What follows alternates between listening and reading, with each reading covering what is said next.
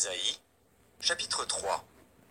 Le Seigneur, l'Éternel des armées, va ôter de Jérusalem et de Juda tout appui et toute ressource de pain et toute ressource d'eau, le héros et l'homme de guerre, le juge et le prophète, le devin et l'ancien, le chef de 50 et le magistrat, le conseiller, l'artisan distingué et l'habile enchanteur.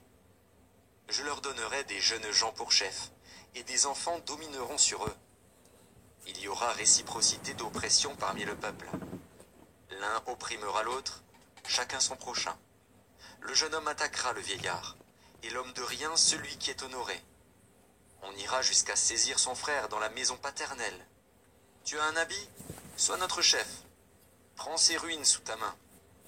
Ce jour-là même il répondra, je ne saurais être un médecin, et dans ma maison il n'y a ni pain ni vêtements. Ne m'établissez pas chef du peuple. Jérusalem chancelle, et Juda s'écroule, parce que leurs paroles et leurs œuvres sont contre l'Éternel, bravant les regards de sa majesté. L'aspect de leur visage témoigne contre eux, et, comme Sodome, ils publient leurs crimes, sans dissimuler. Malheur à leur âme, car ils se préparent des maux. Dites que le juste prospérera, car il jouira du fruit de ses œuvres. Malheur au méchant, il sera dans l'infortune, car il recueillera le produit de ses mains.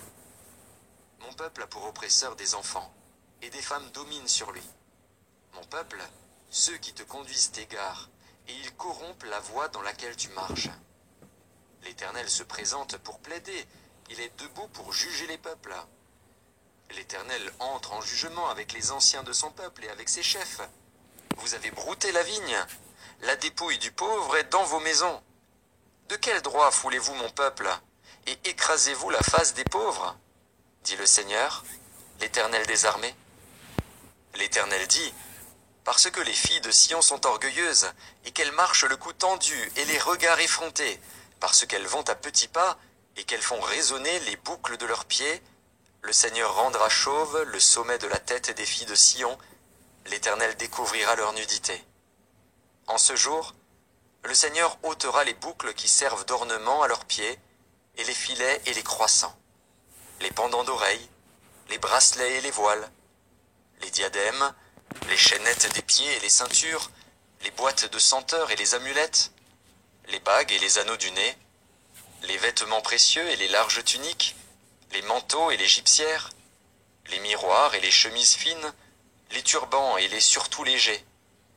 Au lieu de parfum, il y aura de l'infection. Au lieu de ceinture, une corde. Au lieu de cheveux bouclés, une tête chauve. Au lieu d'un large manteau, un sac étroit. Une marque flétrissante, au lieu de beauté.